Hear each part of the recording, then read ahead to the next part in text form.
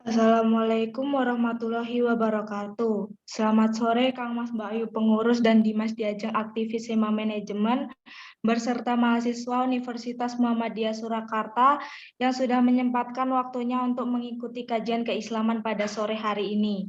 Sebelum saya lanjutkan, ada yang tahu nggak nih tema kajian keislaman pada sore hari ini itu apa? Ya, Diajeng Anissa.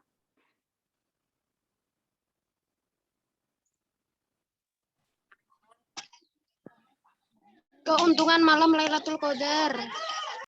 Ya, benar sekali.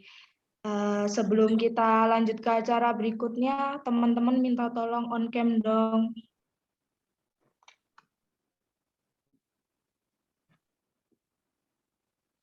Halo. Oke, baiklah. Terima kasih ya. Oh ya, sebelumnya kita kenalan dulu ya. Perkenalkan, nama saya Fidela Malfakaulika, biasa dipanggil Adel selaku moderator acara pada sore hari ini. Acara pertama yaitu pembukaan. Marilah kita buka acara pada sore hari ini dengan bacaan basmalah secara bersama-sama. Bismillahirrahmanirrahim. Bismillahirrahmanirrahim. Acara kedua, pembacaan ayat suci Al-Quran yang akan dibawakan oleh Diajeng Ilma. Kepada Diajeng Ilma dipersilahkan. Assalamualaikum warahmatullahi wabarakatuh. Waalaikumsalam warahmatullahi A'udzubillahi Bismillahirrahmanirrahim. Ara'aital ladzi yukadzibu bid-din alladzi yad'ul yatim wa la yakhuddu 'ala ta'amil miskin fawailul lil musallin alladzina hum 'an shalatihim sahun alladzina hum yura'un wa yamna'unal ma'un. Artinya, aku berlindung kepada Allah dari godaan syaitan yang terkutuk. I seek refuge in Allah from the accursed Satan's temptation. Dengan menyebut asma Allah yang Maha Pengasih lagi Maha Penyayang. In the name of Allah, the most gracious, the most merciful. Tahukah kamu orang yang mendustakan agama? Have you considered who calls the judgment a lie? Itulah orang yang mengherdik anak yatim. That's the one who treats the orphan with harshness. Dan tidak menganjurkan memberi makan orang miskin. And doesn't urge others to feed the poor. Maka celakalah bagi orang-orang yang sholat. So, who to the praying ones? Yaitu orang-orang yang lalai dari sholatnya. Who are unmindful of their prayers. Orang-orang yang berbuat ria. Who do good to be seen. Dan enggan menolong dengan barang yang berguna. And withhold the necessaries of life. Shadaqallahul Azim. Maha benar Allah yang Maha Agung dengan segala firman-Nya. Terima kasih. Wassalamualaikum warahmatullahi wabarakatuh. Oke, selanjutnya saya akan membacakan CV dari pembicara pada sore hari ini. Sebelum saya bacakan CV dari pembicara, ada yang tahu nggak nih, ada yang kenal nggak nih sama pembicara pada sore hari ini?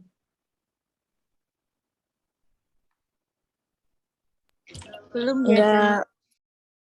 Oke, saya bacakan CV dari pembicara, yaitu Bapak Fitra Maulana, tempat tanggal lahir Blitar 22 November 1996, pekerjaan wira swasta, agama Islam, status sudah menikah, alamat Jalan Duku Jajar Lawean Surakarta, nomor handphone 081351461440, email maulanafitra22@gmail.com. Riwayat pendidikan Pondok Modern Asyifa Balikpapan, lulus pada tahun 2014-2015.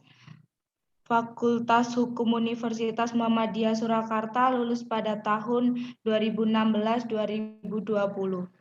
Acara selanjutnya kita telah memasuki acara puncak pada sore hari ini, yaitu penyampaian materi. Oleh Bapak Fitra Maulana, saya persilahkan. Ya, sebelumnya aku pengen ngecek dulu ya. Suara aku jelas belum nih, kedengaran sama teman-teman semua? Bisa dibantu jawab di kolom chat ya. Jelas suara saya? Oke. Ya, manggilnya Mas aja ya, nggak usah Bapak, kayaknya kayak tua banget sih panggil Bapak. Oke, teman-teman, sebelumnya aku pengen cek dong, ini teman-teman yang udah hadir nih pada sore hari ini dari 47 orang yang ada di room. Kira-kira teman-teman asalnya dari mana aja nih, yang lagi nyimak nih? Coba sebutin dong daerahnya teman-teman semua nih. Oke. Sukoharjo, Solo, Boyolali, ya. Yang dari luar Solo ada nggak nih? Yang dari luar Solo mungkin mahasiswa yang merantau ya, sekolah di FEB. Wah, Demak, Insya Allah. Jauh ya. Oh, Purwodadi. Ya, Purwodadi gimana nih? Jalannya udah bagus belum nih? Kayaknya kemarin ada Crazy Rich yang nyumbangin duit ya. Oke, baik. Sebelumnya saya buka dulu ya. Bismillahirrahmanirrahim. Assalamualaikum warahmatullahi wabarakatuh. Ya, alhamdulillah alamin, hamdanillahi bizikrihi tatmainnul qulub wa tamtaliku bil usub wa talinu bisawat walhamdulillahilladzi khalaqal insana bihusni wa surur wa du'afa lil muttaqina jazilal uzur fa huwal ladzi yas'aluna sudur nahmaduhu wa nasta'inuhu fa huwa ahatul mahmud wa ajrul mashkur. Salamullah wa salatu ala habibir rahman nabiyina Mustafa Sayyiduna Muhammadin sallallahu alaihi wasallam wa ala alihi wa man tabi'ahum bi ihsan ila yaumil. Ya, alhamdulillah teman-teman, senang banget pada sore hari ini kita dapat kembali berjumpa ya, tentunya di kajian spesial ya, di kajian online yang tentunya insya Allah meskipun kita hanya berjumpa secara virtual, hanya secara meeting Zoom, akan tetapi di sini yang namanya kemuliaan, yang juga yang namanya fadilah daripada sebuah majelis ilmu, insya Allah juga tetap masih ada di sini. So, dulu Rasulullah tuh pernah ngomong nih kepada para sahabat nih, jadi kalau kamu sedang melewati yang namanya taman-taman surga di dunia nih, makanya kamu segeralah untuk mampir. Jadi in marartum bi riyadil jannah farta'u. Kemudian para sahabat bertanya kepada Rasulullah, ya Rasulullah, wama riyadil jannah? Apa sih teman-teman surga nih yang ada di dunia nih? Kebetulan kemudian langsung ada Rasul jawab bahwasanya riyadul jannah yang ada di dunia ini adalah majelis ilmu. Maka sungguh kalau teman-teman pengen ngecek nih, pengen tahu, pengen ngelihat siapa sih orang-orang calon wajah-wajah dari para penghuni surga, maka lihatlah kepada siapa mereka-mereka yang sering hadir, yang sering duduk, yang sering nyimak di majelis-majelis ilmu. Oke, coba sekarang aku pengen ngecek nih teman-teman nih, kira-kira yang di luar bulan Ramadan ya, di luar bulan Ramadan, coba jawab yang sudah rutin hadir minimal 1 bulan sekali ini ke majelis ilmu. Coba angkat tangan, coba Cung di kolom chat nih, saya gitu, pengen tahu nih kira-kira teman-teman. Sebulan sekali deh, ada nggak kira-kira di luar bulan puasa ya? Coba aku pengen lihat nih teman-teman di sini yang hadir. Ayo. Nggak ada? Sebulan sekali nggak ada? Kajian rutin? Belum Kak? Masya Allah, belum. Oke, yang lain ada nggak nih? Hah? Insya Allah. Oke lah, ya harapannya teman-teman ya, karena kita saat ini udah ada di bulan Ramadan ya, udah ada di bulan yang ini adalah benar hadiah banget buat kita. Ini adalah hadiah banget buat seluruh umat muslim ya, yang sangat dinanti-nanti. Makanya kita sudah banyak banget nih di bulan ini difasilitasi dengan berbagai macam majelis-majelis ilmu, majelis-majelis taklim. Makanya ketika kita nih udah sebisa mungkin kan kita di bulan Ramadan ini pasti duduk di majelis ilmu ya, entah raketan minimal di setiap tarawih aja ya. Tetapi insya Allah kebiasaan-kebiasaan baik, semua hal-hal biaya yang baik, semua hal-hal yang udah kita coba buat di Ramadan ini, kalau bisa tetap teman-teman bawa, teman-teman terus sampai lakukan, istiqomahkan sampai kepada bulan-bulan di luar bulan Ramadan nanti. Dan teman-teman kalau tahu ya yang namanya di majelis ilmu, jadi ada nih teman-teman satu malaikat ya yang Allah tugaskan untuk turun nih ke muka bumi ini, turun berkeliling-keliling bumi mencari apa? Mencari yang namanya majelis-majelis ilmu. Nah, kemudian apa? Nah, ketika malaikat tersebut telah menemukan yang namanya majelis-majelis ilmu tersebut, maka kemudian malaikat tersebut itu kembali mengabarkan kepada malaikat-malaikat yang ada di langit sana, dan kemudian seraya malaikat-malaikat yang ada di langit tersebut meminta kepada Allah agar senantiasa Allah berkenan untuk menurunkan rahmatnya kepada siapapun yang hadir di majelis ilmu tersebut. Luar biasa, ya. Jadi meskipun fadilah-fadilah ini adalah pertemuan yang cuma mungkin sebatas online, sebatas virtual, akan tetapi insya Allah kita semua yang hadir, 50 orang yang ada di sini, yang kita di sini duduk bareng untuk ilmu, insya Allah menjadi bagian orang-orang yang didoakan oleh malaikat agar diturunkan rahmatnya pada sore hari ini. Amin. Baik, yang kedua, salawat dan salam marilah kita kirimkan kepada Nabi Agung, Nabi besar Nabi Muhammad Sallallahu Alaihi Wasallam, akhirul anbiya, yang mana diutus sebagai uswatun hasanah, yang mana beliau sebagai seorang ayah merupakan figur ayah terbaik, sebagai seorang sebagai seorang suami merupakan figur suami terbaik, dan sebagai seorang pemimpin pun beliau merupakan figur pemimpin terbaik. Makanya nih, sudah seharusnya di era yang mungkin saat ini kita sudah dimudahkan dengan yang namanya teknologi, dengan yang namanya media sosial, HP, internet, untuk bisa mengenal orang yang jauh di belahan dunia lain, dan sampai kita punya idola lain selain daripada Nabi Muhammad Sallallahu Alaihi Wasallam, maka sungguh hati-hati. Karena sungguh nanti bakalan ada suatu masa ketika kita semua entar dikumpulkan nih di sebuah padang pasir yang luas. Matahari cuma 5 jengkal doang, bos. Panas. Sekarang aja matahari yang jauhnya dari bumi segitu kita udah sambat ya, panas banget dan sebagainya. Itu nanti di situ matahari kita dibangkitin dalam keadaan telanjang, tidak memakai baju, tidak membawa apa-apa, dan jarak matahari yang panas dengan dicampur dengan suasana bingung yang sangat luar biasa. Cuma ada beberapa naungan saja yang Allah berikan di situ, dan salah satunya adalah orang yang diakui oleh Rasulullah Shallallahu Alaihi Wasallam. Makanya jangan sampai ya, karena sesungguhnya almarhum bakal dikumpulkan dengan orang-orang yang dicintainya, ma'aman ahabba. Maka kalau sekarang kita udah nggak menumbuhkan nih cinta kita kepada Rasulullah, kita udah jauh banget mengenal daripada biografi Rasulullah, daripada kisah-kisahnya Rasulullah, maka kita ini umatnya yang mana? Karena sungguh nggak bakalan ada syafaat pertolongan di hari itu selain daripada syafaat yang Allah sebutkan daripada 7 golongan, dan juga satunya adalah yang tadi saya sebutkan, yakni orang-orang yang diakui oleh Nabi Muhammad Shallallahu Alaihi Wasallam. Oke teman-teman, jadi hari ini kita bakalan ngobrolin ya, bakalan ngebahas tema yang tadi udah sempat disebutkan sama Kak Moderator, yakni mengenai sebuah malam yang ini adalah malam yang sangat istimewa, malam yang ini sangat dinanti-nanti oleh seluruh umat muslim, dan tentunya sangat mengharapkan bahwasanya kita semoga dapat berjumpa dengan malam yang istimewa tersebut.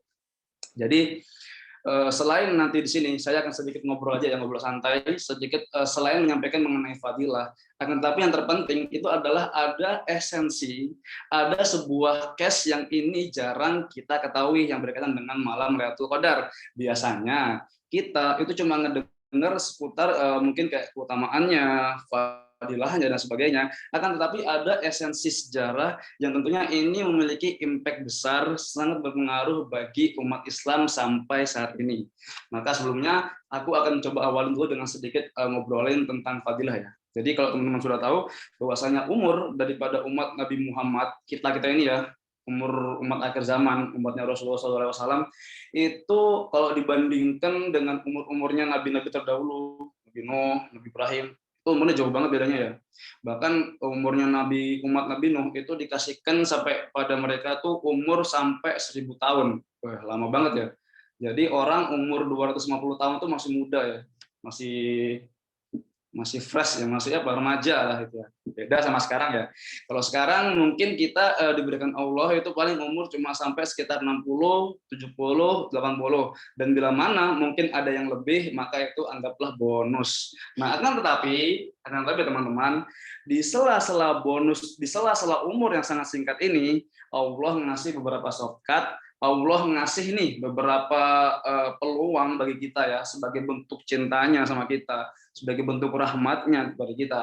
Yakni ada nih beberapa momentum yang mana dengan momentum tersebut kita bisa mengambil pahala ataupun mengambil kebaikan yang lebih banyak daripada hari-hari biasanya, bahkan bisa melebihi daripada umurnya umat-umat yang terdahulu, itu ya. Dan salah satunya itu adalah dengan hadirnya bulan Ramadan yang saat ini kita sudah berada di penghujung akhir daripada bulan Ramadan.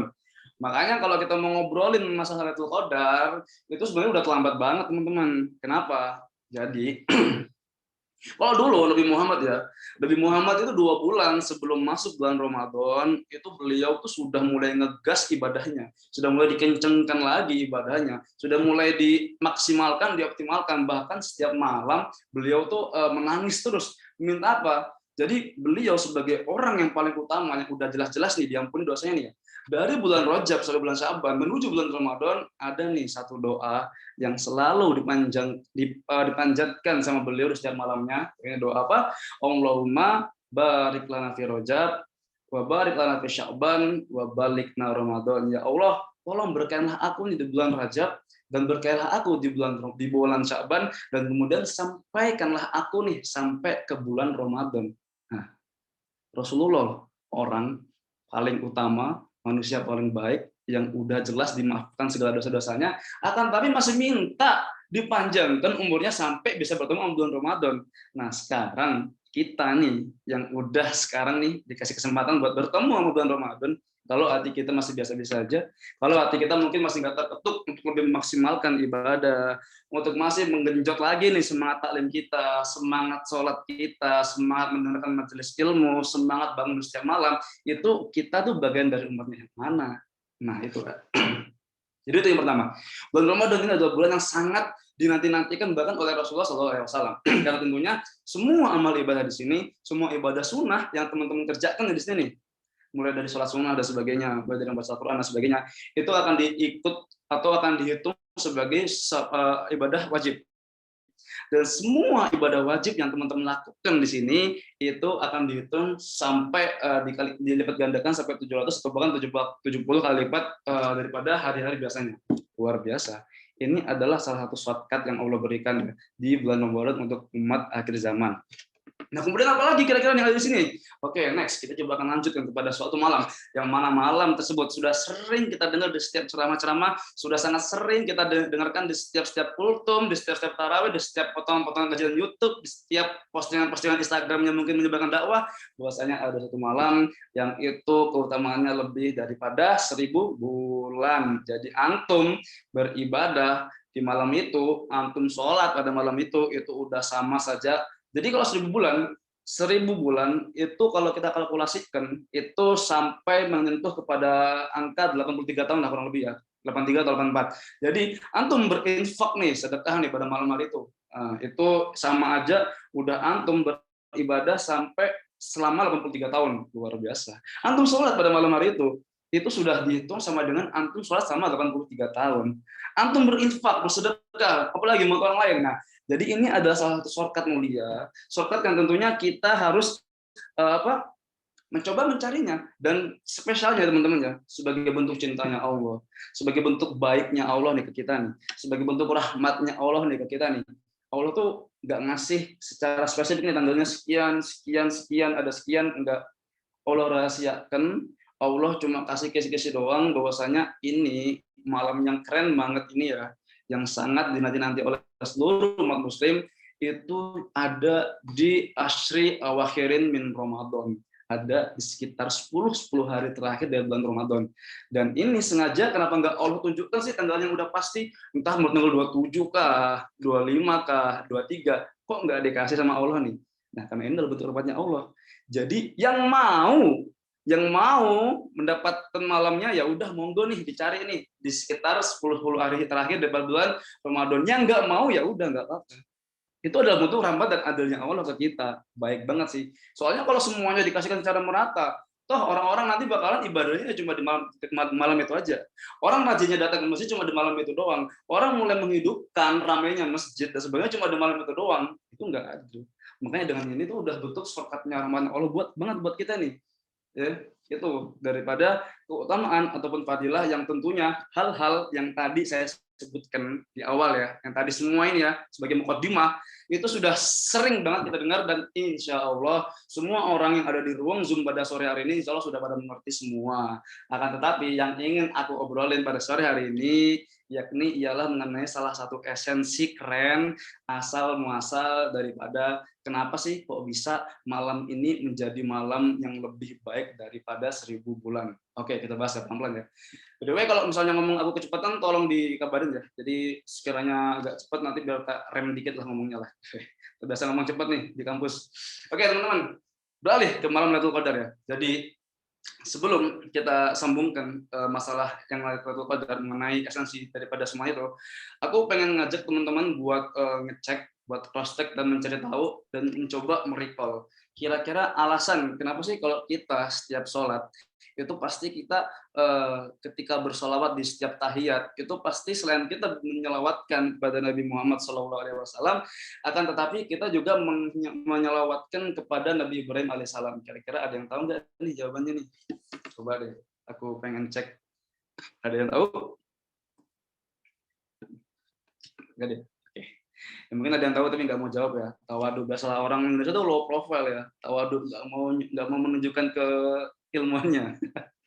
Oke, teman-teman, gini. Jadi setiap kita bersolawat di setiap sholat kita, itu pasti kita juga bersolawat kepada Nabi Ibrahim alaihissalam. Dan setiap kita meminta untuk turunkan berkah kepada Nabi Muhammad dan juga kepada keturunan-keturunannya, itu juga pasti kita juga disandingkan dengan meminta keberkahan juga, meminta turunan berkah kepada Nabi Ibrahim alaihissalam. Dan sebenarnya apa sih hubungan antara umat Islam, antara Nabi Muhammad SAW dengan Nabi Ibrahim? Oke, kita coba cek bahwa tanpa kita sadari teman-teman, seluruh syariat Islam yang ada daripada 5 poin di dalam rukun Islam, ini 5, itu tanpa sadar ini semua itu adalah yang mengajarkan kepada kita itu adalah daripada peninggalan Nabi Ibrahim alaihissalam. Kok bisa Mas? Kok bisa? Oke, pelan-pelan kita coba bahas satu persatu. Oke, pelan-pelan ya. Ini teman-teman agak ya, ini agak sedikit crowded materinya, cuma semoga bisa nyimak manfaat. Dari rukun Islam yang menjadi dasar ataupun menjadi asas daripada agama Islam. Jadi kalau dalam sebuah hadis kita mengetahui bahwasanya bunyal Islamu ala khamsin an tasyhada ilaha illallah wa anna muhammadar rasulullah wa an tuqimas shalah wa an tu'tiyaz zakah wa an tahujjal bait man istata'a ilaihi sabil wa an tasuma ramadan. Jadi yang pertama daripada 5 poin yang ini menjadi dasar daripada agama Islam adalah syahadat. Oke. Apa hubungannya syahadat dengan Nabi Ibrahim? Ada nggak kira-kira hubungannya? Oke, kita coba lihat. Syahadat itu kan secara kalimat itu memiliki kata asyhadu alla ilaha illallah wa anna muhammadar rasulullah, yang mana ini adalah bukti ketauhidan, bukti kita tunduk, dan juga ini adalah salah satu yang mana inti daripada kalimat ini adalah kalimat tauhid, penyatuan, menyatu ya. Jadi ibarat ketika antum telah mengucap kalimat la ilaha illallah muhammadur rasulullah, mau antum orang Jawa, mau antum orang Sunda, mau antum orang Palestina, mau antum orang Madura, itu semua telah menjadi satu ikatan kuat yang namanya Muslim, tunduk kepada Allah. Apa hubungannya dengan Nabi Ibrahim? Oke, hubungannya adalah ketika teman-teman ya coba cek nih di dalam Al-Quran, kisah-kisah yang paling banyak diceritakan di dalam Al-Quran yang membahas mengenai cerita ketauhidan, itu kira-kira Nabi siapa ini? So pasti jawabannya adalah Nabi Ibrahim alaihi salam. Kok bisa? Banyak banget ya. Jadi beliau tuh salah satu dari sekian cerita yang disebutkan dalam Al-Quran mengenai Ibrahim. Jadi ketika beliau berdakwah ya. Jadi kan beliau kan suka berkeliling dari desa ke desa untuk melakukan perjalanan ya. Kalau itu Nabi Ibrahim sedang singgah ke kota atau suatu daerah yang namanya Haran, dan di sana Nabi Ibrahim alaihissalam melihat para penduduknya tuh kok pada menyembah yang namanya bintang. Kemudian ditanyakan sama Nabi Ibrahim, apa yang kalian lakukan? Ini kami sedang beribadah kepada Tuhan kami, yaitu kepada bintang-bintang yang ada di sini. Oh, yang mana Tuhan kalian? Oh itu Tuhan kalian. Oke. Kalau Tuhan kalian adalah yang itu, kenapa kalian tidak menyembah kepada yang sebelahnya saja? Itu ada bintang yang lebih bagus warnanya, lebih cemerlang warnanya, lebih bagus bentuknya, lebih klip-klipnya lebih keren nih, itu ya. Nah, kenapa kalian nggak pindah ke sana aja? Langsung kata Panding, oh ya benar juga ya, itu lebih keren tuh bintangnya. Oh ya, kalau gitu sekarang kita pindah ke sana aja ya, kita beribadah, kita menyembah kepada bintang yang ini aja nih, oke.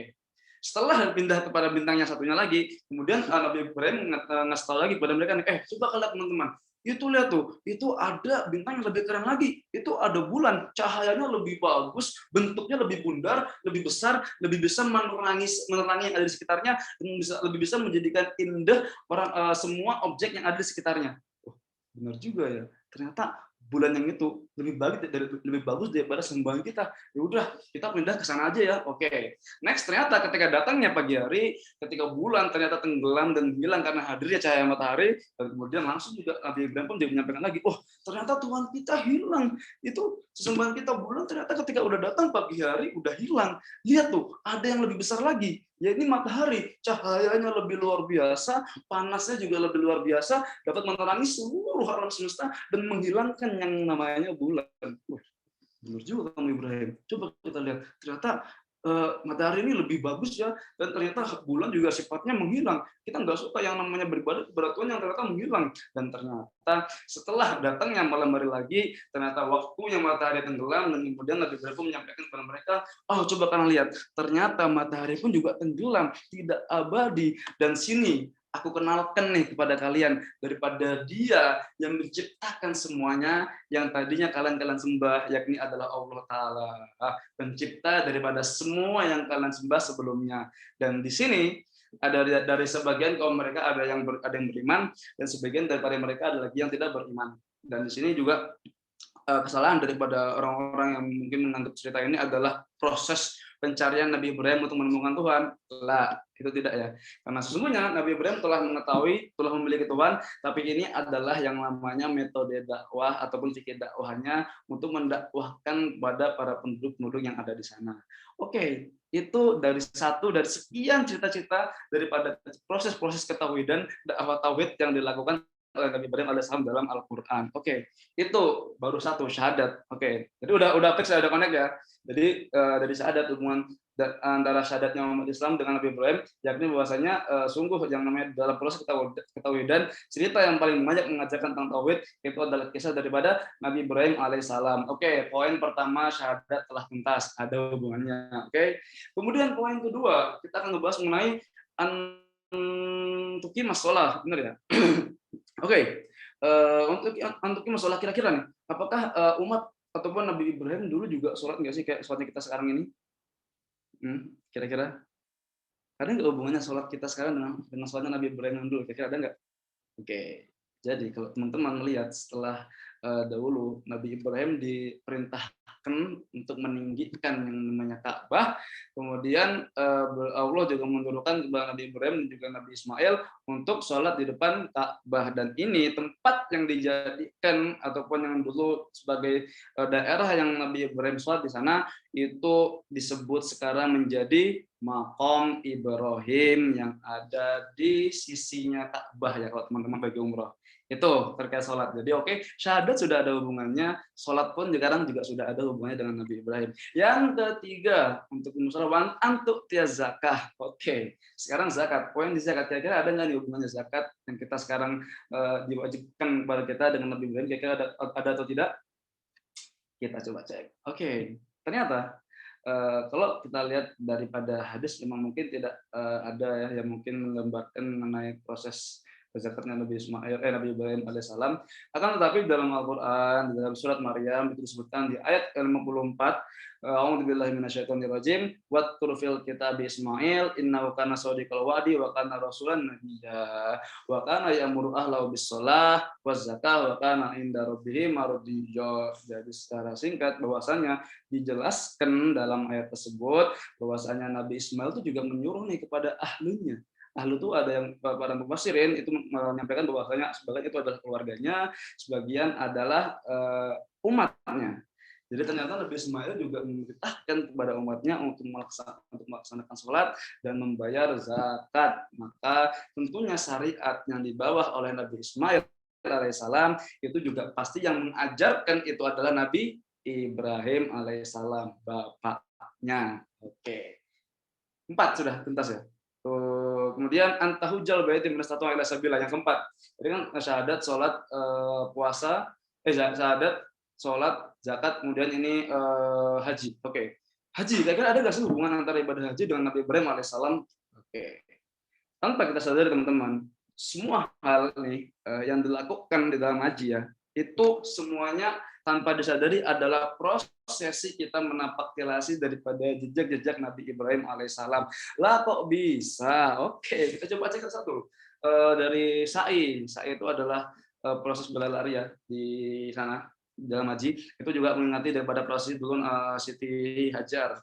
Kemudian daripada Zamzam, dari Zamzam itu juga ada hubungan dengan Nabi Ismail, melempar jumroh dan sebagainya. Kemudian kurban yang itu juga disyaratkan ketika ibadah haji, itu juga merupakan daripada kisah daripada Nabi Ibrahim alaihissalam. So, jadi semua ibadah haji otomatis juga ada hubungannya sebagai bentuk kita secara tidak sadar menapaktilasi daripada kisah-kisah daripada Nabi Ibrahim alaihissalam. Dan yang terakhir, yang kelima itu adalah puasa Ramadan. Kira-kira ada nggak sih hubungannya puasa Ramadan dengan syariat yang dijalankan Nabi Ibrahim alaihissalam? Nah, untuk mengetahui jawabannya, kita akan mulai masuk kepada pembahasan mengenai esensi. Jadi tadi di awal itu juga aku coba nerangin ya bahwasanya kita ini ada hubungannya nih antara syariat Islam dengan milata Ibrahim Hanifah, yakni agama yang dibawa oleh Nabi Ibrahim itu ada hubungannya dan ini memiliki salah satu visi yang sama. Oh bisa kita coba. Kita mulai daripada doanya Nabi Ibrahim alaihissalam dan nanti ada hubungannya ya dengan Lailatul Qadar ya, kalau teman-teman ketahui ada hubungannya. Jadi Nabi Ibrahim itu pernah berdoa banyak banget nih, minta kepada Allah di depan Ka'bah. Dan kalau teman-teman pengen tahu versi lengkapnya doanya apa aja, itu ada di surat Al-Baqarah dari ayat 125 sampai 129. Yang mana tuh kalau kurang lebih ada yang baik jalan baitan ma'asaban binasi wa'amna dan seterusnya. Kemudian ada juga Rabbana wa Ibrahimu Rabbi ja'al hadza baladan aminan wa razaqna dan seterusnya. Kemudian juga ada lagi yang Rabbana basfim wa minum dan sebagainya. Intinya dari sekian doa yang beliau mintakan kepada Allah di depan Ka'bah, beliau tuh ingin banget nih ngejadikan yang namanya ini tempat Ka'bah ya, yang beliau tinggikan sama Nabi Ismail. Beliau pengen banget ini tempat jadi tempat masabatan, jadi tempatnya orang-orang nanti berkumpul beribadah di sini dan dijadikan tempat ini adalah tempat yang tenang, tempat yang aman untuk beribadah. Dan juga Nabi Ibrahim meminta untuk semoga nih Allah berkahi orang-orang yang ada di sini, diturunkan yang namanya buah-buahan yang ada di sini. Dan salah satu doa yang paling utama, yang paling penting yang ini ada di ayat 129, Rabbana wasfihim rasulan minhum yatslu alaihi ayatika wa yu'allimul kitaba wa hikmata wa yuzakkihim, yang artinya kurang lebih ialah secara tafsirannya biasa ya. Itu beliau meminta, ya Allah semoga besok engkau turunkan di sini seseorang, engkau utus di sini daripada keturunan aku orang yang akan meneruskan apa yang telah aku bangun. Oke, paham ya teman-teman ya?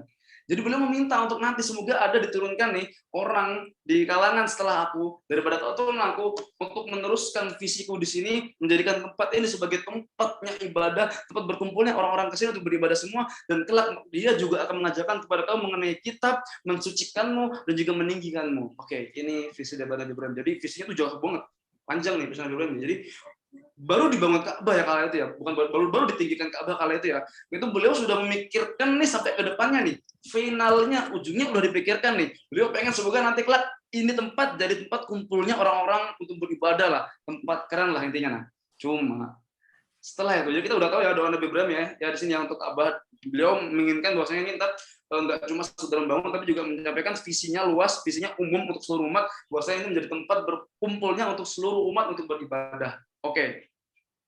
Namun pertanyaannya sekarang, ketika beliau setelah berdoa tersebut demikian metode doa yang banyak, apakah langsung dikabulkan kira-kira teman-teman? Nah, kira-kira apakah langsung dikabulkan kira-kira? Tidak. Belum langsung dikabulkan. Jadi setelah beliau berdoa, jadi kan di dalam Al-Kisah Nabi Ibrahim itu memiliki 2 istri ya. Siti Saroh sama Siti Hajar, oke? Yang mana nanti lahir daripada 2 jalur ini ya, dari antara Siti Hajar dan Siti Saroh. Jadi dari Siti Hajar nanti turun anak beliau namanya Nabi Ismail alaihissalam, dan kemudian daripada jalur Siti Saroh nanti akan lahir namanya Nabi Ishak alaihissalam. Dan doanya Nabi Ibrahim ternyata ketika meminta yang ada di Ka'bah ya, jadi kan ada di daerah Mekah kan Siti Hajar ini ya. Ternyata setelah beliau meminta doa tersebut itu nggak langsung dikabulkan. Karena apa? Karena setelah Nabi Ismail alaihissalam di sini, setelah Nabi Ismail ya, itu ke bawah itu ternyata belum ada nabi lagi di situ. Allah nggak turunkan nabi di situ. Allah belum mengutus nabi, belum mengutus rasul untuk meneruskan nih doanya Nabi Ibrahim tadi, untuk meneruskan visinya Nabi Ibrahim tadi nih, yang di Ka'bah itu belum dikirimkan ya. Belum dikirim. Jadi setelah Nabi Ismail itu nggak ada yang namanya nabi yang lahir setelah itu. Belum ada. Yang ada malah pindah daripada daripada Nabi Isa alaihissalam keturunannya, karena di sini akan lahir dari saya keturunan Nabi, mulai dari Nabi Isa alaihissalam, kemudian muncul bawahnya yaitu Nabi Yakub alaihissalam, dan dari Nabi Yakub pun akan muncul 12 anak yang mana ini menjadi cikal bakal daripada hadirnya umat Bani Israel, yang mana daripada sekian anak, daripada 12 anak di sini, anak yang paling ganteng namanya Nabi Yusuf. Sudah pasti tahu semua. Itu semua turun daripada jalur Siti Saroh. Kemudian terus sampai pada Nabi Sulaiman, Nabi Daud, Nabi Isa dan sebagainya. Ada perbedaan visi misi yang dianut dengan umat-umat yang ada pada Bani Israel di sini, pada nabi-nabi yang diturunkan kepada jalur daripada Siti Saroh di sini, daripada yang dipegang oleh Nabi Ibrahim alaihissalam. Jadi ketika kita sudah menyimak dari awal ya, bahwasanya Nabi Ibrahim ini memiliki visi yang luas nih. Visinya rahmatan alamin untuk seluruh umat ya, untuk semuanya. Akan tapi ketika diturunkannya nabi-nabi yang ada daripada jalur Siti Saroh, dari Nabi Ishak, Nabi Yakub dan sebagainya, itu semua mereka membawa misi dakwah itu hanya khusus untuk yang namanya Bani Israel saja. Ya.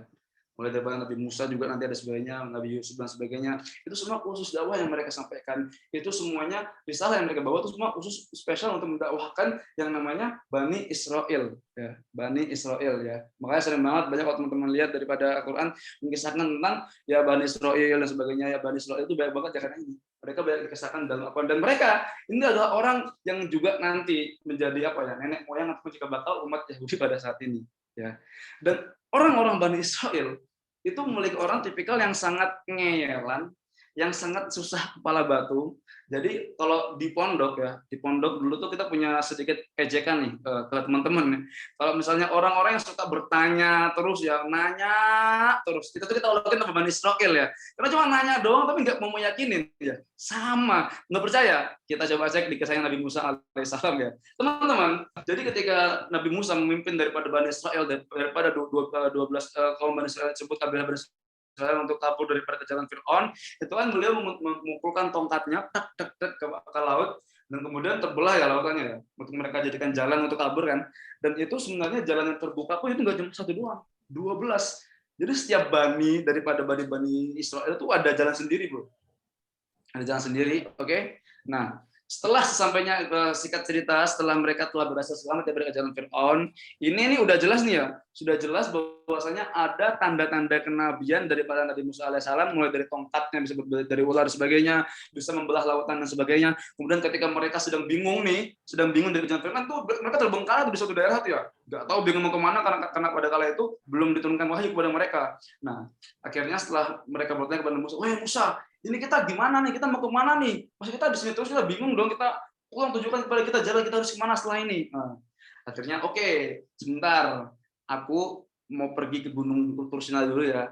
Aku mau cari wahyu di sana, menunggu wahyu pada Allah Ta'ala. Kamu tunggu di sini dulu aja, tunggu kabar dari aku, nanti kita kira-kira dapat wahyu buat mau kemana. Oke.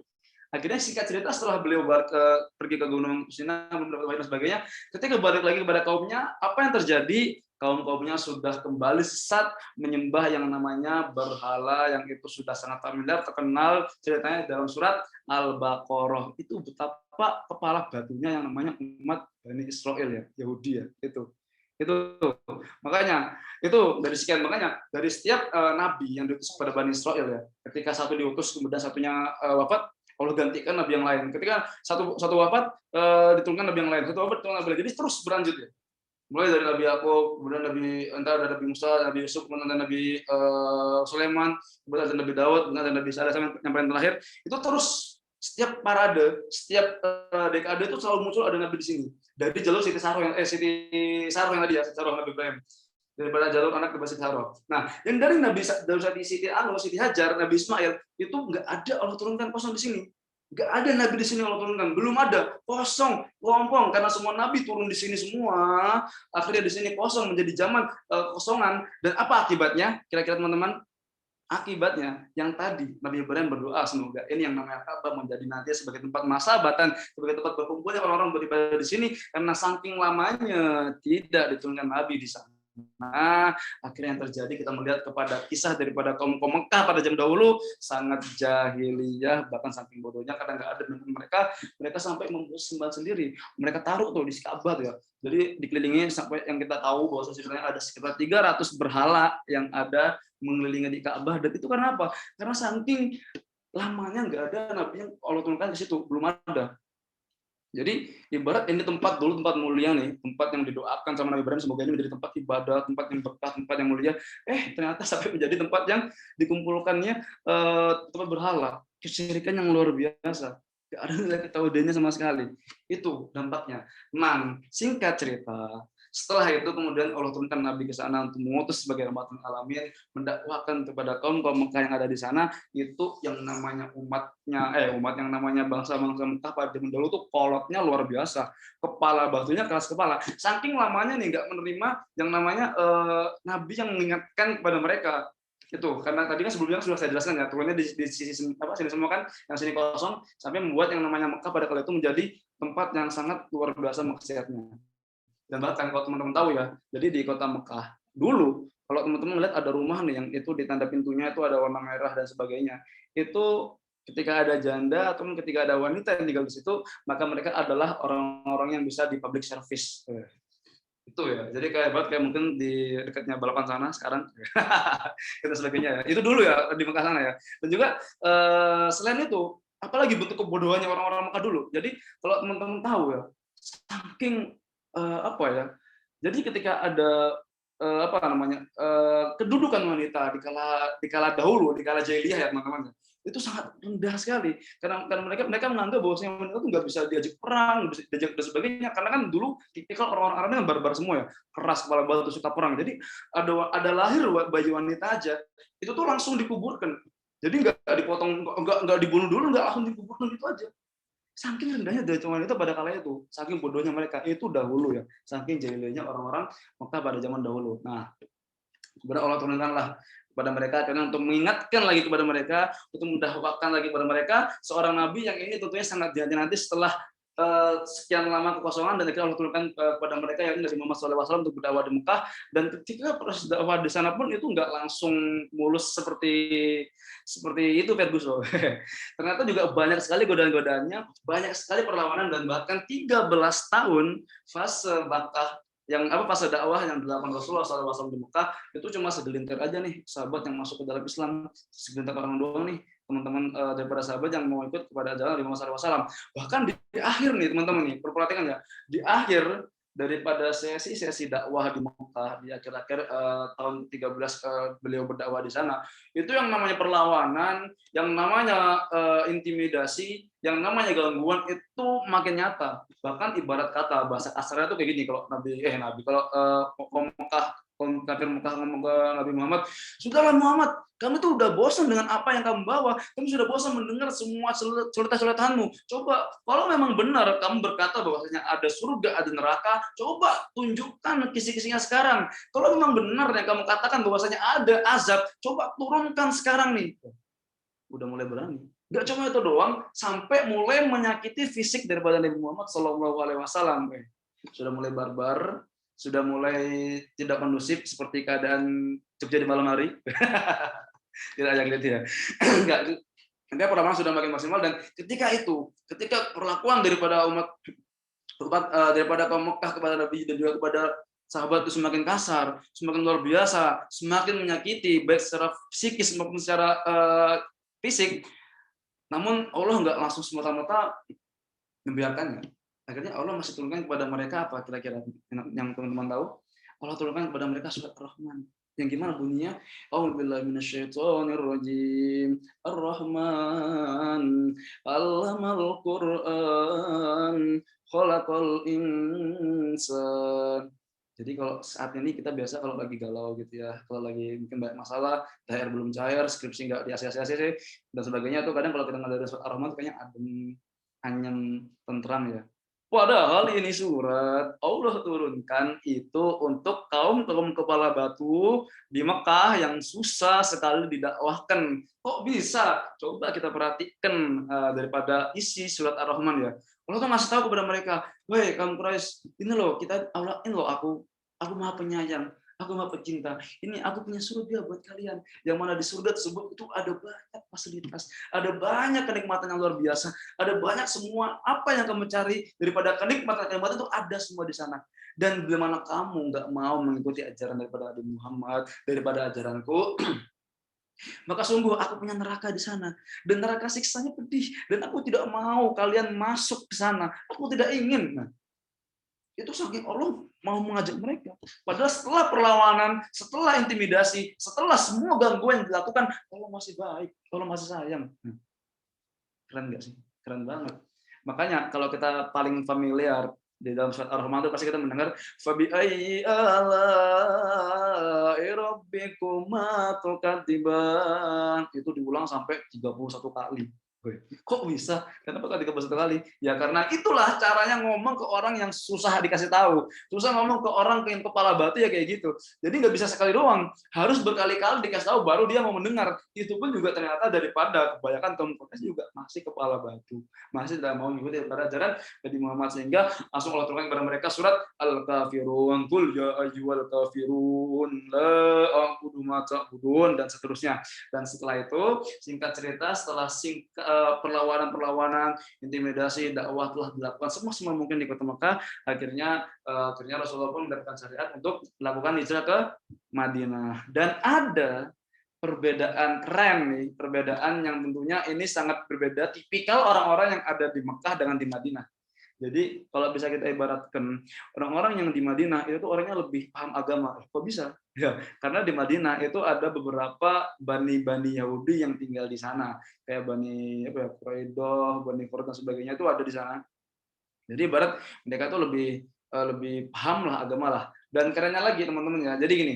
Jadi kan kalau tadi kita coba flashback cerita sebelumnya, yang mana Allah setiap setiap Allah wafatkan nabi satu daripada Bani Israel, Allah langsung gantikan juga nabi kepada kala itu juga. Jadi semisal Nabi Musa meninggal, itu langsung digantikan sama seterusnya. Nabi Sulaiman meninggal, langsung ada Nabi Daud yang menggantikannya untuk mendapatkan mereka. Nah, setelah Nabi Isa alaihissalam Allah angkat dari bumi, jadi kan setelah ya ini sudah begitu banyak nabi yang diberikan kepada mereka juga sulit untuk menerima atau mengakui yang namanya nabi. Bahkan sampai pada asalnya daripada cerita yang sudah sering kita dengar mengenai Nabi Isa, bahwa mereka juga tetap tidak percaya terhadap Nabi Isa. Padahal Nabi Isa sudah diberikan yang namanya mukjizat, bisa menghidupkan orang mati, menyembuhkan penyakit kusta dan sebagainya, tetap mereka malah mencoba untuk membunuh dia. Sampai akhirnya Allah angkat ke tempatnya ya. Itu. Nah, setelah Nabi Isa wafat, setelah Nabi Isa Allah angkat ya, Allah angkat dari bumi ini. Ternyata kok dari situ nggak ada nabi lagi nih yang diutus daripada mereka nih. Kok sudah berhenti nih, nggak ada lagi nabi yang diturunkan setelah itu. Akhirnya setelah sekian lama, mereka tuh muhasabah pada orang-orang Yahudi ini. Mereka memuhasabah, kenapa nih? Kok nggak ada lagi sih nabi yang turun setelah Nabi Isa alaihissalam? Nah, jadinya mereka tuh mencoba untuk mengkoreksi, ngaji kitab, dibedah semua kitab-kitabnya ya, semua kitab-kitab yang itu menjelaskan mengenai ciri-ciri daripada nabi yang akan turun setelah Nabi Isa alaihissalam. Ciri-ciri mulai dari semuanya secara kompleks. Jadi mereka membuat kajian-kajian khusus terus dilakukan mengenai bentuk-bentuk ataupun ciri-ciri nabi yang akan datang setelah Nabi Isa alaihissalam. Ya, jadi kan kalau ustadznya umat Yahudi itu namanya Robi atau mungkin Rohib apa Robi ya lupa. Kalau nggak Robi, Rohib ya. Itu ustadznya Yahudi ya. Mereka nyebut saja Rohib atau Robi. Nah itu mereka membuka kajian-kajian yang terus membahas mengenai ciri-ciri Rasul, ciri-ciri Nabi yang nanti akan datang setelah Nabi Isa alaihissalam. Ini tuh sangat kompleks, sangat detail, sangat jelas mulai dari bentuk matanya, mulai dari bentuk alisnya dan sebagainya. Semua sangat detail. Jadi sehingga ibarat semua orang-orang Yahudi udah paham. Oh, bentuk yang nanti akan datang seperti ini. Beliau yang nanti juga akan datang kepada kita itu ini ya. Ini udah jelas semua ya, udah paham semua. Dan ketika Nabi Muhammad SAW itu datang ke kota Madinah setelah proses hijrah, itu tuh semua warga Yahudi sana tuh sepakat, ini nih yang kita nanti-nanti. Ini nih yang kita pelajarin terus. Ini nih yang kita tunggu-tunggu terus. Akhirnya datang Nabi ataupun Rasul yang sudah kita nanti selama ini. Oke. Kemudian para umat Yahudi itu langsung mengabarkan kepada rahibnya, Ya Rabbi, ya Rahib, ini telah datang nih Nabi yang selama ini kita kaji, Nabi yang selama ini udah kita pelajari ciri-cirinya dan sebagainya yang akan datang, ini udah datang nih pada kali ini nih. Coba lihat, itu namanya Muhammad. Dan ini merupakan salah satu sifat buruk daripada umat Yahudi. Jadi karena mereka itu suka asobiahnya tinggi, rasa cintanya akan bukan cinta ya. Jadi saking asobiah, saking cintanya terhadap golongan mereka, mereka menganggap semua golongan dalam mereka itu adalah rendah, adalah domba-domba yang tersesat ya, kalau mereka katakan ya. Dan sama ketika kala itu, ketika dikabarkan bahwa ini loh udah datang yang selama ini kita nanti-nanti, yang selama ini kita tunggu-tunggu, itu dia namanya Muhammad. Boleh kata Rabbi apa? Tenang, coba dulu kita cek dulu nih, apakah benar tuh kira-kira yang datang tuh memang itu yang selama ini kita bakal tunggu. Setelah para rahib-rahibnya melihat bahwasanya sungguh karena asobinya yang tinggi, mereka mengatakan kepada bahwasanya karena Nabi Muhammad itu bukan berasal daripada keturunan mereka, bukan berasal daripada golongan-golongan mereka, maka mereka tidak mau mengakuinya itu. Mereka berkata, Muhammad bukan Nabi, Muhammad itu bukan yang kita tunggu-tunggu, bukan dia yang selama ini kita nanti, bukan dia. Intinya mereka membuat opini kontra kepada mereka dan menyebarluaskan kepada seluruh umat Yahudi bahwasanya yang kita nanti itu bukan Nabi Muhammad, bukan dia, bukan dia orangnya yang kita nanti. Oke. Nah, ketika awal Rasulullah berada di Madinah, itu beliau melihat kepada seluruh umat Yahudi yang ada di sana. Itu tuh Rasulullah masih belum menganggap mereka terlalu menyimpang, belum menganggap mereka terlalu bersesat dan berlawanan ya. Kok bisa? Jadi ketika kita melihat ya di awal-awal di Madinah itu seluruh ibadah yang dilakukan oleh umat Yahudi itu hampir sama dengan yang dilakukan dengan umat Muslim yang ada di sana. Jadi mereka berpuasa, kita juga berpuasa di sana. Mereka berpuasa, kita juga berpuasa. Dalam artian puasa yang mereka lakukan itu kan adalah puasa Ayyamul Bid ya, puasa 3 hari di setiap pertengahan daripada bulan puasa, dan nantinya ini juga yang akan kita ambil sebagai syariat kita juga. Dan kemudian juga mereka juga punya puasa yang namanya puasa Asyura, puasa yang mana mereka mengklaim bahwasanya itu adalah puasa atau adalah sebuah peringatan perayaan bahwasanya kita bangga, kita senang, bahagia ketika melihat Nabi Musa alaihissalam selamat dari kejahatan Fir'aun, yang nantinya bahwasanya Nabi Muhammad bahkan mengatakan kepada mereka bahwasanya sungguh tidak ada yang lebih berhak bahagia, tidak ada yang lebih berhak daripada untuk senang daripada kami selain umat Muslim untuk bahagia daripada ketika melihat Musa selamat dari kejahatan Fir'aun. Itu yang nantinya juga kita ambil. Kemudian sholat, apakah kira-kira mereka juga sholat? Ya, kok bisa? Ya, jadi dulu kiblat pertama umat Muslim di mana? Ada yang tahu? Kiblat pertama umat Muslim sebelum Allah syariatkan untuk pindah kepada Mekah, di Ka'bah, itu adalah menghadap kepada Baitul Maqdis, Palestina, Al-Quds ya.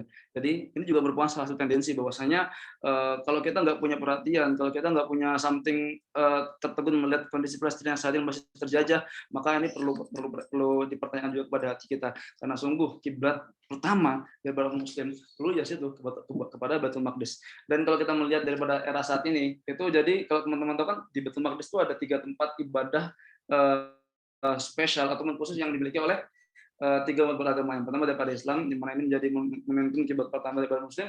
Kemudian ada tembok ratapan daripada umat Yahudi, dan kemudian ada salah satu gereja tempatnya daripada umat Kristiani yang saya juga agak lupa ini ya. Gitu ya. Intinya dulu kiblat itu juga sama.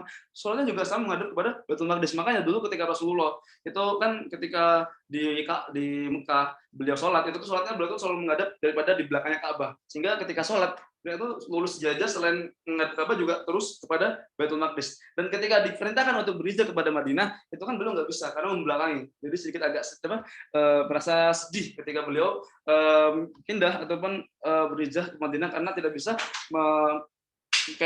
mengikhtiramkan daripada bangunan yang dibangun oleh datuknya, ini Nabi Ibrahim alaihissalam. Itu ya teman-teman. Oke, nah singkat cerita, kemudian apa hubungannya? Nah, ketika kala ini, jadi kan kita sudah tahu ya bahwasanya tadi semua amal-amal ibadah yang dilakukan oleh umat Yahudi ketika awal-awal di Mekah mereka sholat dan juga mereka berpuasa, itu juga hampir sama kayak kita. Jadi saya katakan Allah tuh pengen ngasih tahu kepada mereka, kepada umat Yahudi yang ada di Madinah, ini loh agama yang kita pegang, agama yang kita bawa itu nggak begitu jauh, agama yang kita bawa ini nggak begitu sama. Agama yang kita bawa itu sama. Ayo loh kamu ikut pada Nabi Muhammad, ayo loh kamu ikut pada ajaran Nabi Muhammad, karena sungguh agama yang datang ataupun risalah yang dibawa Nabi Muhammad itu adalah penyempurna daripada seluruh risalah-risalah yang dulu pernah kalian baca, yang pernah kalian terima. Tuh. Cuma apa kira-kira yang terjadi oleh umat Yahudi? Tidak mau, karena saking sombongnya mereka. Dan puncaknya pada kala itu ketika Nabi Muhammad dan para sahabat sholat menghadap ke Baitul Maqdis, itu ada umat Yahudi yang nyeletuk nih. Umat Yahudi yang nyeletuk bilangnya, lihat tuh, Muhammad, pelan-pelan dia mulai ngikutin ajaran kita nih. Tuh. Karena kiblatnya sama. Marah Nabi Muhammad, gak terima Nabi Muhammad. Akhirnya minta kepada Allah, berdoa kepada Allah agar semoga berikanlah atau pindahlah kiblat kami kepada tempat yang lain. Menunggu sekitar kurang lebih 3 bulan sekian baru dikabulkan doanya, dan ini dipindahkan daripada ke Masjidil Haram. Dan inilah yang menjadi momentum setelah kepala batunya daripada umat Yahudi, setelah keras kepalanya, bahwasanya langsung Allah cabut hak istimewa mereka Maaf, mengingatkan sebentar. Ya. Bahwasannya penyampaian materi tinggal 5 menit lagi. Selanjutnya gitu? akan dilanjutkan sesi tanya jawab. Oke, siap. Oke, saya percepat ya teman-teman ya.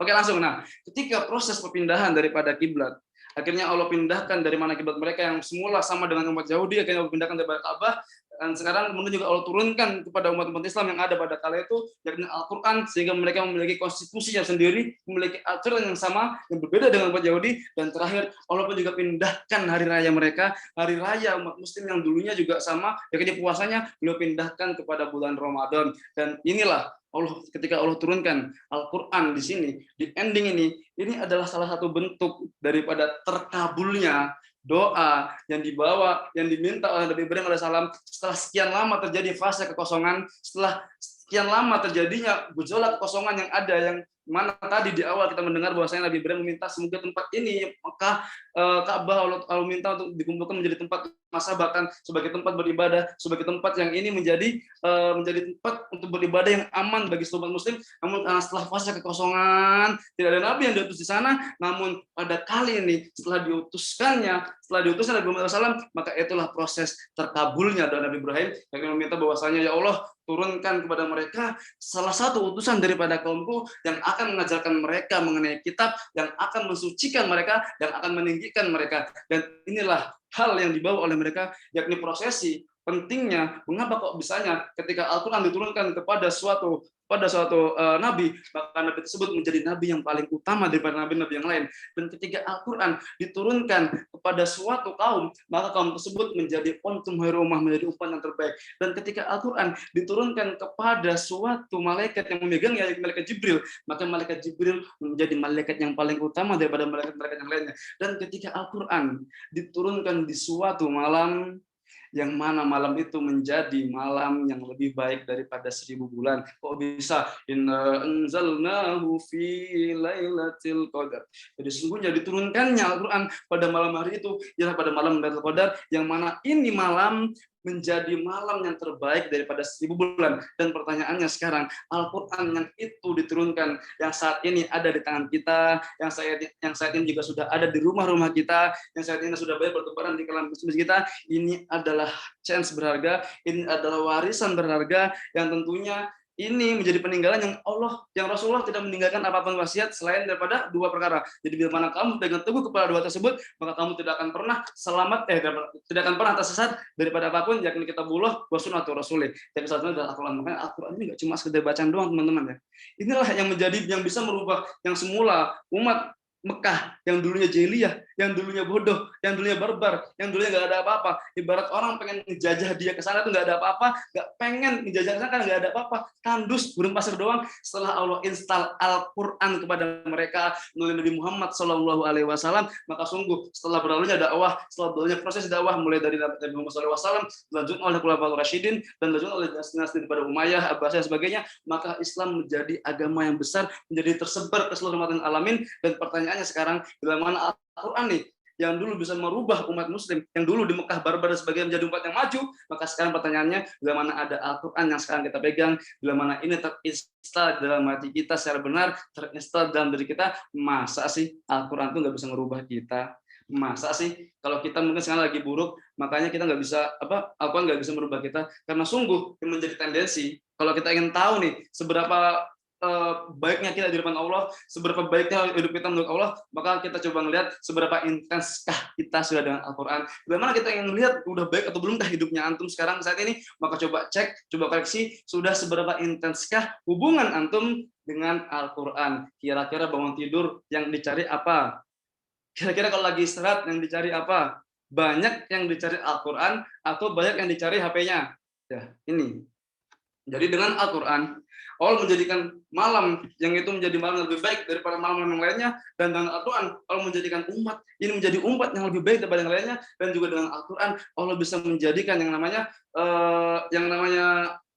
nabi itu menjadi nabi yang lebih baik daripada nabi yang lain. Maka sungguh Al-Quran yang saat ini kita pegang sekarang itu otomatis pasti bisa menjadikan kita berubah menjadi lebih baik. Maka bila mana hidup kita saat ini mungkin sekarang sudah ada galau, sudah sering galau, sering banyak masalah dan sebagainya, maka coba pelan-pelan perbaiki hubungan kita dengan Al-Quran, karena insya Allah solusi dari segalanya, solusi dari segala yang Allah berikan kepada kita, solusi daripada yang tinggalkan wasiat luar biasa daripada Nabi Muhammad SAW itu hanyalah Al-Quranul Karim.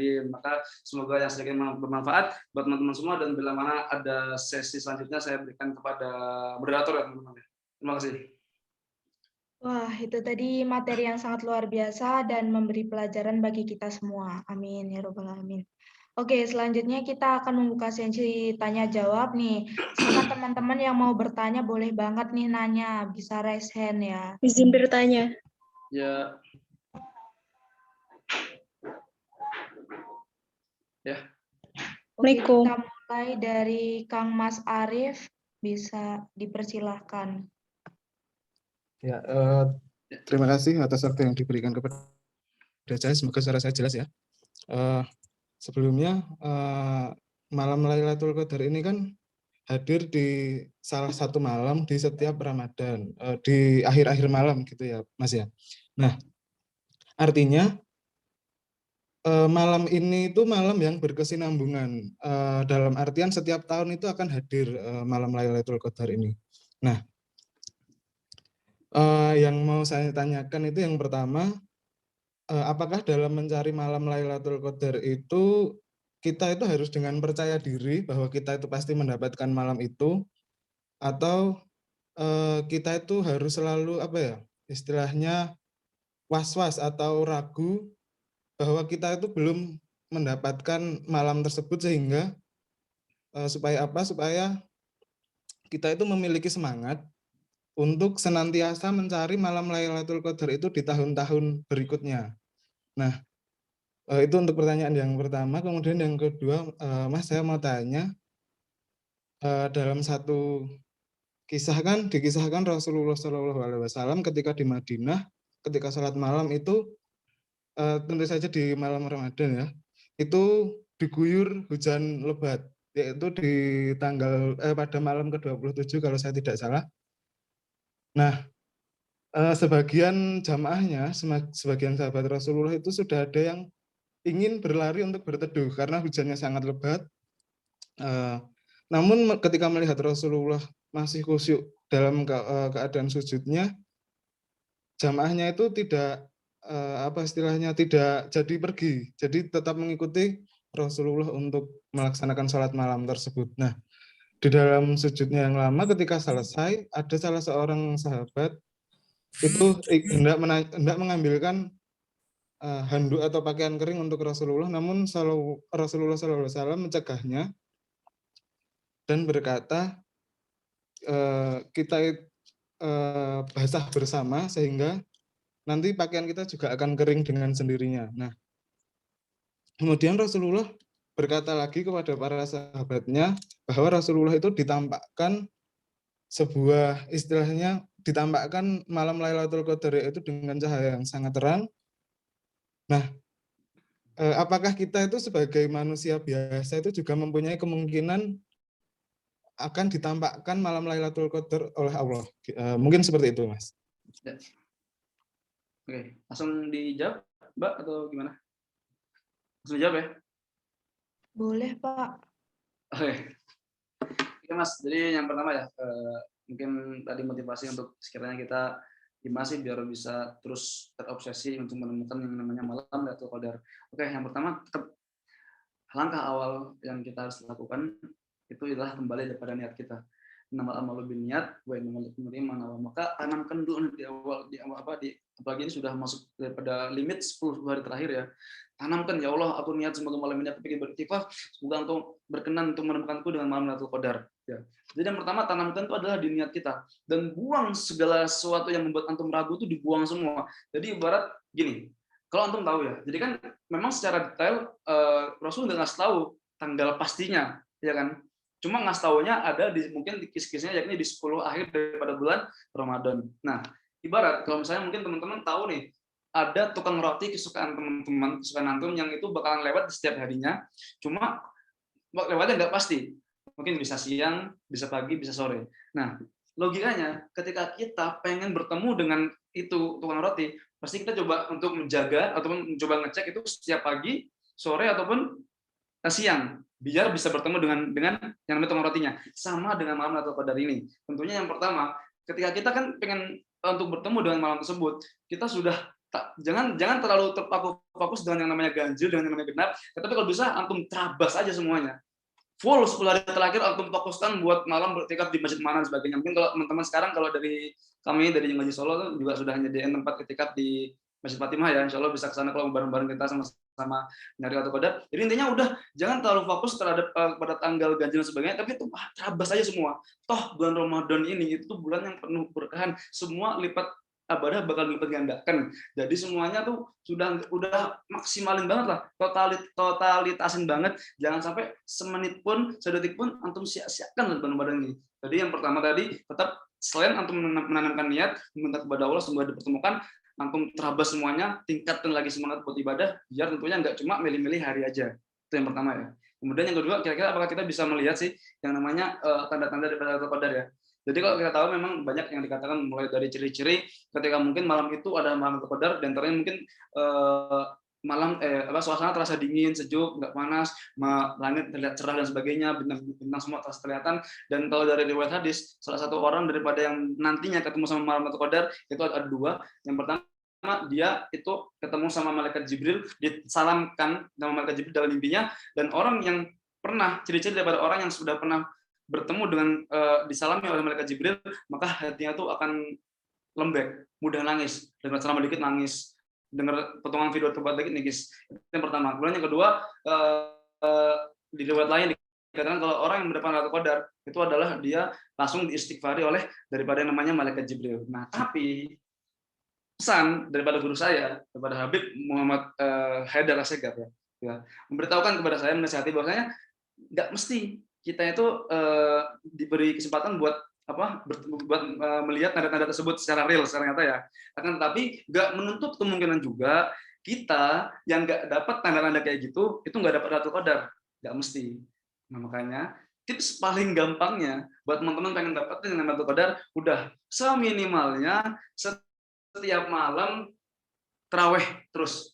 Kalau enggak setiap malam sedekah terus. Udah, itu ya minimalnya. Rutinkan di setiap 10 akhir Ramadan. Insya Allah, kalau antum sudah niatkan dari awal, pasti ada. Allah mudahkan di sela-sela yang namanya hari-hari tersebut, pasti Allah berikan kesempatan buat kita untuk mendapatkan Lailatul Qadar. Insya Allah. Gitu ya, Mas?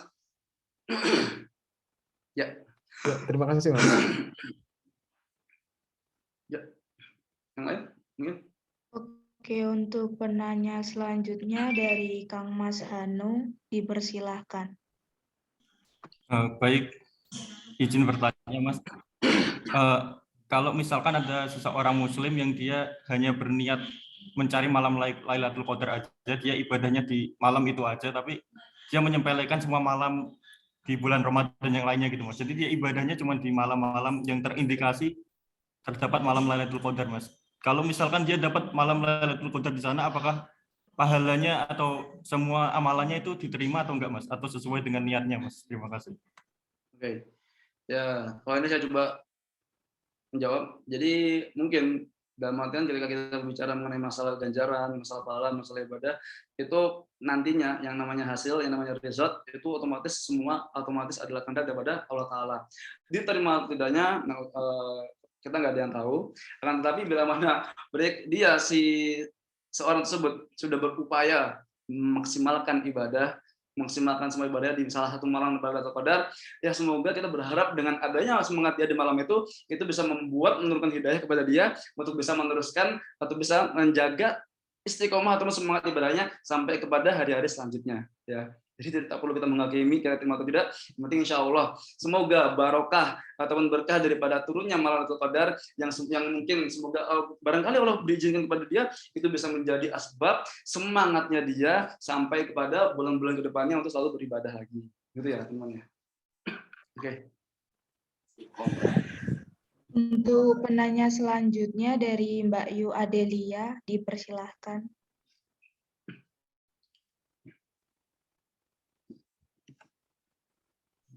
Assalamualaikum warahmatullahi wabarakatuh. Izin bertanya, Pak.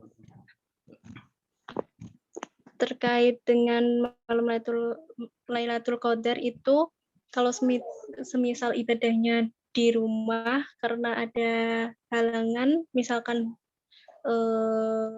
menunggu orang sakit atau hujan, itu bagaimana nggih? Dan yang kedua, misalkan kita lihat dari sudut pandang melihat hilal itu berbeda Muhammadiyah dengan NU. Nah, akan tetapi kalau Lebaran itu sama, itu faktor yang membedakan apa ya, Pak? Terima kasih. Assalamualaikum warahmatullahi wabarakatuh. Waalaikumsalam warahmatullahi wabarakatuh. Oke, yang pertama ya, tadi ketika beribadah di Lailatul Qadar apakah memang harus masjid? Kemudian kalau semisal hujan dan sebagainya gimana? Yang namanya ibadah itu nggak cuma tercantum, nggak cuma terfokus, terimat cuma hal berkaitan dengan sholat, dengan zikir, baca Quran dan sebagainya ya. Segala ibadah itu adalah segala sesuatu yang mana itu dapat mendatangkan keridho, dapat mendatangkan kebahagiaan Allah Taala. Jadi kalau antum nggak bisa etikal di masjid, ya udah di rumah aja, nggak apa-apa, baca Quran, zikir, atau mungkin yang biasa menjadi polemik itu ketika yang lagi datang bulan nih. Gimana nih Mas, kan udah mau sama-sama berikhtiar nih buat dapetin Lailatul Qadar, tapi udah luluh ternyata lagi dapat jatah haid nih, jadi nggak bisa baca Quran dan sebagainya. Ya udah antum perbanyak amal saleh yang lain, banyak, mau berbagi kah, mau berinfak kah, mau bersedekah yang lain-lain itu banyak. Dan juga ya Al-Quran memang kalau orang yang lagi haid memang nggak boleh yang baca Al-Quran, yang pun nggak boleh. Tapi kalau antum itu niatkan menjadi zikir, kayak misal membaca Bismillah, kemudian zikir-zikir rutin yang sudah antum lakukan biasanya, rutinannya itu nggak apa-apa dilanjutkan. Jadi yang pertama, yang namanya ibadah itu nggak terpatok cuma di masjid doang. Antum mau sholat di rumah juga nggak apa-apa, nggak masalah ya. Cuma itu adalah pilihan aja. Kalau misalnya kita dapat di masjid kan tuh lebih dapat pahala iktikafnya gitu ya. Itu. Kemudian yang kedua tadi yang menyebabkan perbedaan daripada penghitungan hari ya. Jadi kalau teman-teman tahu bahwasanya untuk metode penentuan yang namanya awal bulan Ramadan itu ada dua cara. Yang pertama untuk melihat hilal memang melalui ruqyah, yang kedua melalui hisab. Hisab itu berdasarkan perhitungan daripada kalender yang telah terstruktur lah. Itu yang paham biasanya setelah menguasai ilmu falak. Dan yang kedua itu tuh dengan cara melihat hilal langsung. Jadi melihat hilal, dan melihat hilal pun ada dua metode. Yang pertama ru'yatul global, yang kedua ru'yatul am, ru'yatul khos. Jadi ibarat ketika antum mungkin di Indonesia ini udah ngeliat hilal nih, ya sore ini ngeliat hilal, udah berarti hari ini wajib puasa. Akan tapi bila itu yang ru'yatul hilal yang khusus. Akan tapi kalau misalnya yang ru'yatul global itu bila mana ada di tempat antum mungkin tidak kelihatan hilalnya mungkin pada sore itu ya hilal. Jadi kan penentuan daripada bulan di kalender Hijriah itu berdasarkan bulan ya. Jadi makanya kalau teman-teman ngeliat bulan di awal bulan tuh kadang bulannya mulai sedikit kan. Sedikit di pertengahan bulan udah mulai sempurna. Entar di akhir mulai akhirnya itu. Perhitungannya berdasarkan bulan. Nah sama, jadi melihatnya juga daripada itu ru'yatul hilal. Nah, kembali yang tadi, ru'yah ada dua, global sama ru'yah yang wilayah.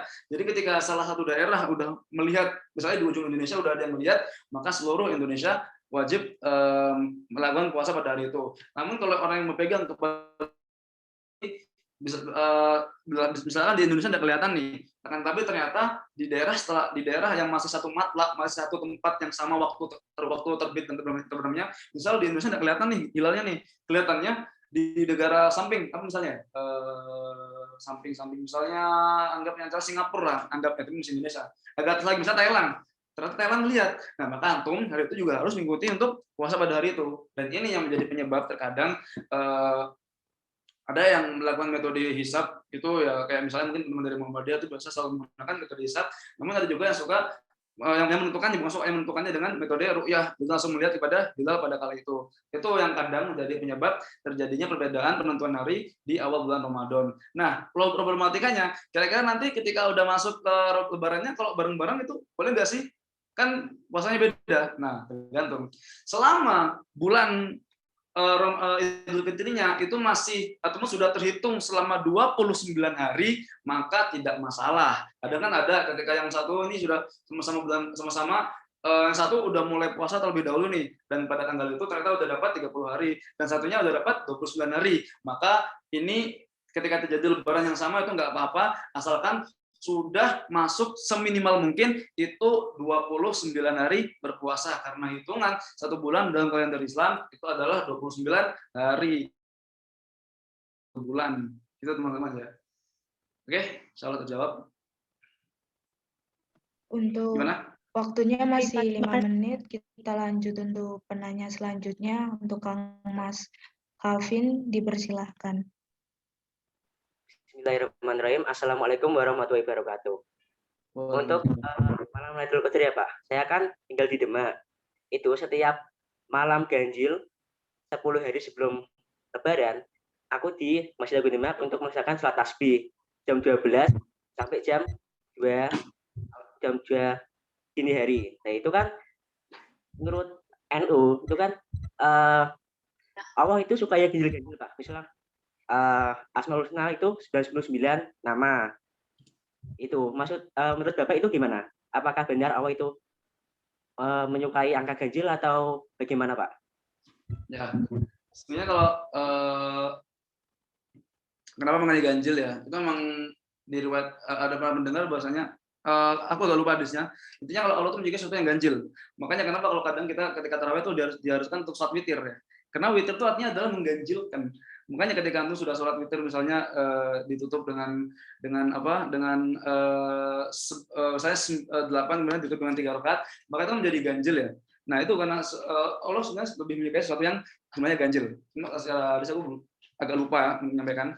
Kemudian ya itu Allah memang suka dengan sesuatu yang ganjil. Kemudian ketika membahas sholat tasbih dan sebagainya, maka itu kembali kepada pendapat dari masing-masing, karena biasanya kalau para ulama daripada NU itu sudah pasti memberikan yang namanya amalan-amalan, memberikan yang namanya peninggalan-peninggalan kayak mungkin sholat tasbih dan sebagainya, itu pasti ada dalilnya dan juga pernah dilakukan oleh para ulama-ulama terdahulu.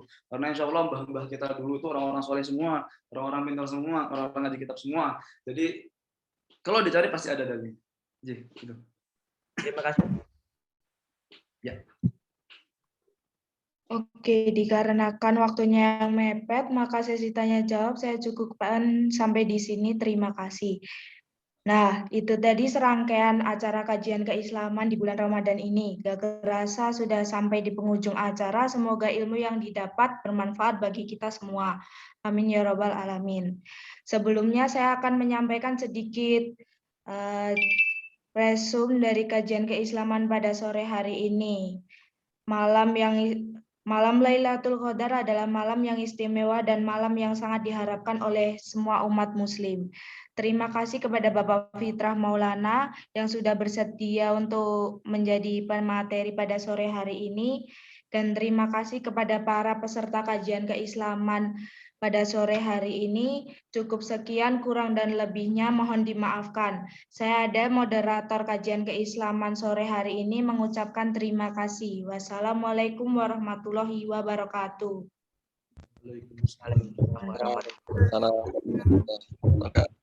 Oke, sebelum semua keluar, minta foto, dimohon on cam semua ya teman-teman.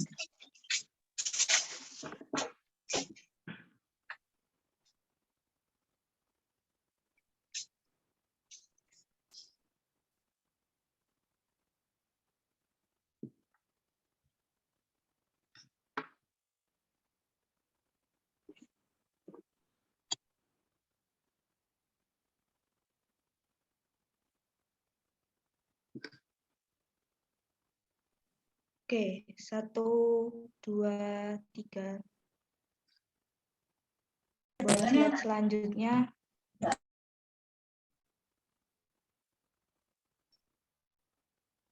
Satu, dua, tiga. Yang terakhir 1, 2, 3.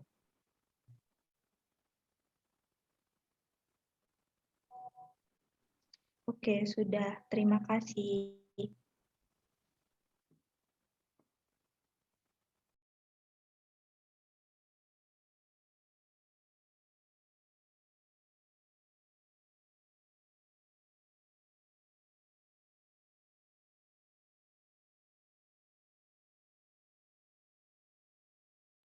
Teman-teman yang mau keluar dari room boleh dipersilahkan.